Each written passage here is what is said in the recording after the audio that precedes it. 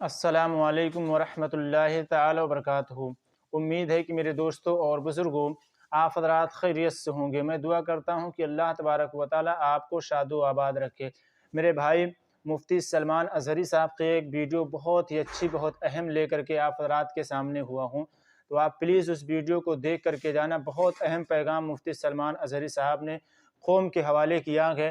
اگر آپ نے اس بیان کو، اس پیغام کو نہیں سنا تو یقین مانیے گا آپ نے کچھ نہیں سنا۔ بڑی محنت سے اس لیے میں نے اس ویڈیو کو آپ تک پہنچانے کی کوشش کی ہے تاکہ جو ہے یہ پیغام، یہ بیان آپ تک پہنچ سکے۔ تو آپ لوگ اگر ویڈیو کو پلے کیے ہیں تو چھوڑ کر کے مت جائیے گا، بلکہ اس بیان کو ضرور سن کر کے جائیے گا اور پھر بتائیے گا کمنٹ میں کہ آپ کو یہ بیان کیسا لگا۔ میں وہ ویڈیو آپ کو دکھاؤں گا، لیکن ویڈیو دکھانے سے پہلے آپ سے ایک چھوٹی سی گزارش ہے کہ اگر آپ ہمارے چینل پر نئے ہیں تو آپ ہمارے چینل کو سبسکرائب کر دینا، لائک کر دینا، کمنٹ کر دینا، اور جو ہے کمنٹ باکس میں آپ اپنی رائے بتانا کہ یہ ویڈیو آپ کو کیسی لگی۔ اور مفتی سلمان اظہری صاحب قبلہ کے جو فین ہیں، جو ان کے دوست ہیں، جو ان کے چاہنے والے ہیں، جو ان کو فالو کرنے والے ہیں، وہ فیس بک پیج پہ جا کر کے اس فیس بک پیج کو ضرور فالو کر دینا اور کمنٹ کر دینا اور شیئر کرنا۔ تو آئیے دیر نہ کرتے ہوئے مفتی سلمان اظہری صاحب قبلہ کی وہ ویڈیو، وہ پیغام آپ کو سناتا ہوں۔ بھی ملی اسی لیے کہ اسی پر نجات ہے اور اسی پر جنت بھی ہے۔ لیکن اللہ تعالیٰ نے پھر آگے بیان فرمایا کون سے مومنین کامیاب ہیں۔ صرف مومنین کامیاب ہیں تو لوگ ہم سے یہ سوال کرنے لگ جاتے ہیں کامیابی کا کیا مطلب ہے؟ آج تو ہم در در کی ٹھوکریں کھا رہے ہیں، ہمارے پاس تو کچھ نہیں ہے۔ لیکن اللہ تعالیٰ نے اس کے آگے مومنین کی صفات بیان فرمائی، کون سے مومنین کامیاب ہیں۔ الذین هم فی صلاتہم خاشعون، وہ مومن کامیاب ہیں جو اپنی نمازوں میں گڑ گڑاتے ہیں، اللہ کو یاد کرتے ہیں، یعنی خشوع کے ساتھ، دل کے حضوری کے ساتھ جو نماز پڑھتے ہیں۔ پہلی بات تو نماز ہی نہیں پڑھتے، دل کی حضوری بات کی بات ہے۔ جن مومنین کی کامیابی کے متعلق اللہ تعالیٰ نے فرمایا ہے وہ دل کی حضوری کے ساتھ نماز ادا کرنے والے ہیں، نمازوں میں گڑ گڑانے والے ہیں۔ والذین هم عن اللغو معرضون، اور وہ مومنین کامیاب ہیں جو فحش چیزوں سے محفوظ رہتے ہیں، فحش بدکاریوں سے، نہ وہ بری بات بولتے ہیں نہ برے کام کرتے ہیں، ان کی کامیابی کی اللہ ضمانت دے رہا ہے۔ اور جو چوری میں، ڈکیتی میں، زنا میں ملوث ہیں، ان کا کیا اس سے تعلق ہے کامیابی سے؟ والذین هم للزکاة فاعلون، اور جو زکوٰۃ مکمل طور پر دیتے ہیں وہ مومنین کامیاب ہیں۔ 5ویں نمبر پہ والذین هم لفروجہم حافظون، اور وہ مومنین کامیاب ہیں جو اپنی شرمگاہوں کی حفاظت کرتے ہیں۔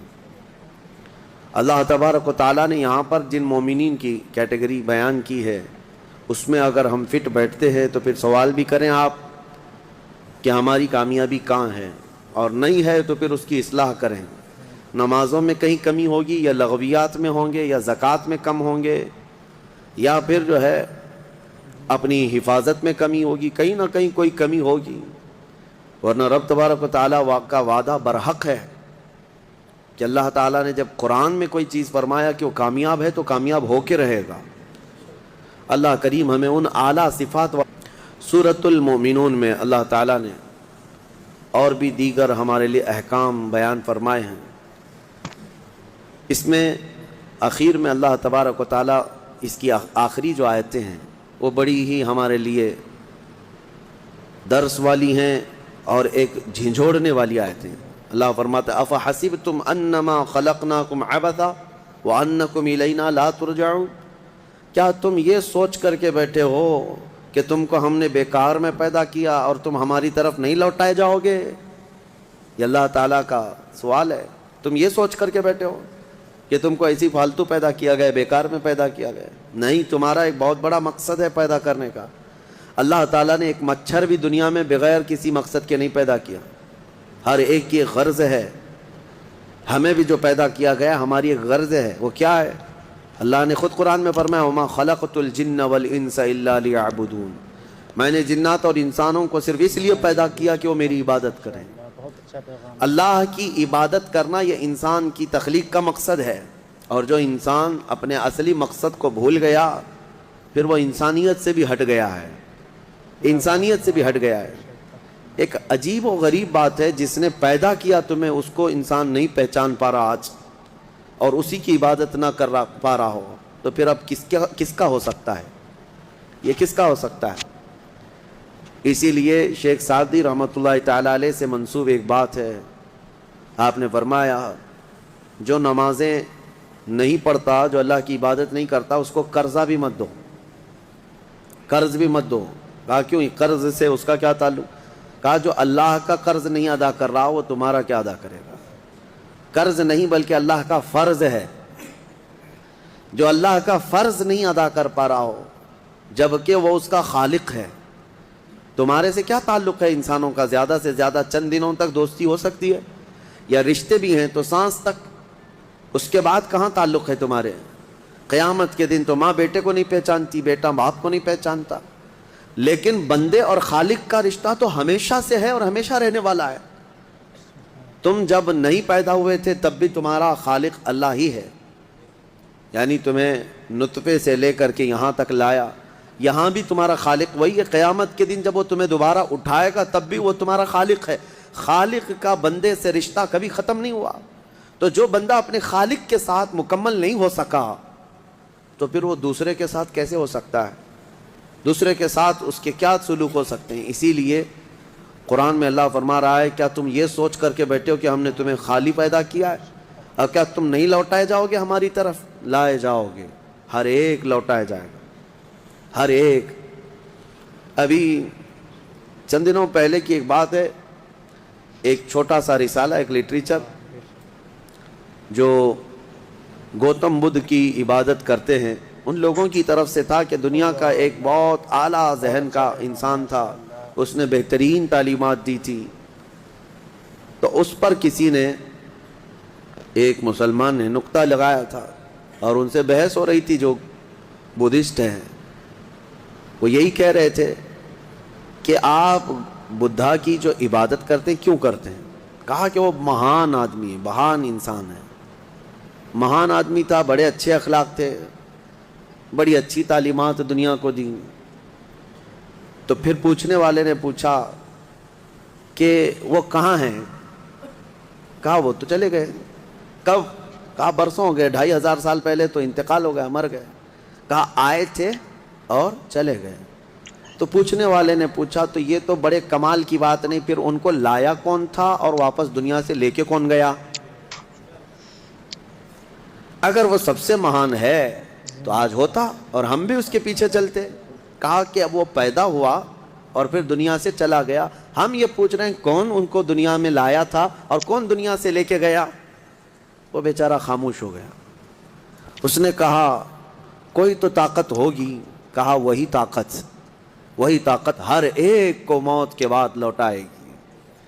دنیا کا چاہے سب سے بڑی طاقت کا انسان بھی کیوں نہ ہو, اسے موت ہے اور وہ اللہ کی بارگاہ میں لوٹایا جائے گا. اسی کو اللہ تعالیٰ فرماتا ہے تم کیا سوچ کر کے بیٹھے ہو کہ تم ہماری طرف نہیں لوٹائے جاؤ گے؟ تم سب کو اللہ کی طرف لوٹ کر کے جانا ہے. اس دن کو یاد رکھو, اس دن کو یاد رکھو جب یہ ساری چیزیں دھری کی دھری رہ جائیں گی اور تم آخری سفر پر نکل چکے ہوں گے. اور عجیب و غریب حالت میں ہم جاتے ہیں میرے عزیزو. یہ سارے ہمارے کپڑے, ہماری جائیدادیں, ہماری سواریاں, ہماری گاڑیاں سب رہ جاتی ہیں. آج تک آپ نے دیکھا کہ کوئی آدمی جنازے کی بجائے مرسیڈیز میں قبر میں جا رہا ہو؟ نہیں, وہ بھی 4 کندھوں پر بوجھ بن کر کے ہی جا رہا ہے. بڑی اعلیٰ قسم کی سواریاں وہ وہیں رہ جاتی ہیں, بڑے عمدہ لباس یہیں رہ جاتے ہیں. آخری سفر کا ایک مخصوص لباس ہے, ایک مخصوص انداز ہے, اور ایک مخصوص طریقے سے لے جا کر کے قبر کے حوالے کر کے آ جاتے ہیں. اور اسی کو فرمایا گیا ہے کہ جس کو یہ اپنا آخری سفر یاد ہوگا اسے یہ بھی یاد ہوگا کہ میں یہاں کیوں آیا ہوں. کبھی آج تک آپ نے اپنے اندر جھانک کر کے پوچھا, کبھی سوچا زندگی میں کبھی ایسا وقت آیا کہ ابھی جیسے مثال کے طور پر مسجد میں آ کر بیٹھے ہوں, یہاں پہ مسجد میں فوراً آپ جواب دیں گے عبادت کے لیے آیا ہوں. مسجد کا ہے کے لیے ہے؟ عشاء کا وقت ہو رہا تھا, نماز پڑھنے کے لیے آیا, یا محفل چل رہی تھی محفل میں آ گیا. یہ تو تمہارا مقصد ہے.